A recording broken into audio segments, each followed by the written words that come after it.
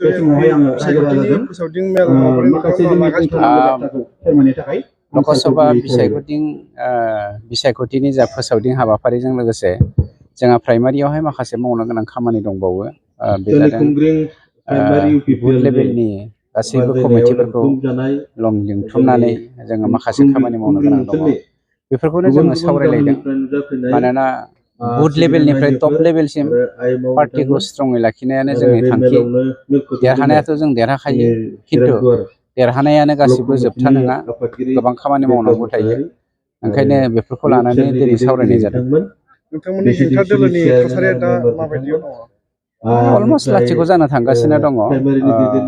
बे MP election जोबनायनि उनाव नोंथांमोननि मेडियानि गेजेरजोंनो जोङो मिथिलांबाय थागोन, जोङो समाजनो खिन्थिगोन। जोङो थारैनो बर' हारिनि गेजेराव मा खालामनो नागिरदों मानबगोरा प्रमद बर' बिथांनि दैदेननायाव बेखौ फोरमान मोनलांगासिनो दं। जों बरायो आरो फैबावगोन, गोबां फैबावगोन, खाम्फायाव फैगासिनो दङ। सिगांहाय बबे पार्टियाव थानानै मावदोंमोन नोंथाङा? UPPL बिनि उनाव 3.5 बोसोर हमना लादो BPF आव। दिनैहाय माने थारमाने BPF आव 3.5 बोसोर थानायाव बिसोरनि मावनांगौफोरखौ मोजां मोनि हिसाबै दानि सरकारा जिहेथु जोंनि हा हुफोरखौ एसे मावना होगोन होनना आसा खालामनानै जों बिसोरजों लोब्बा थादों। दिनैनिफ्राय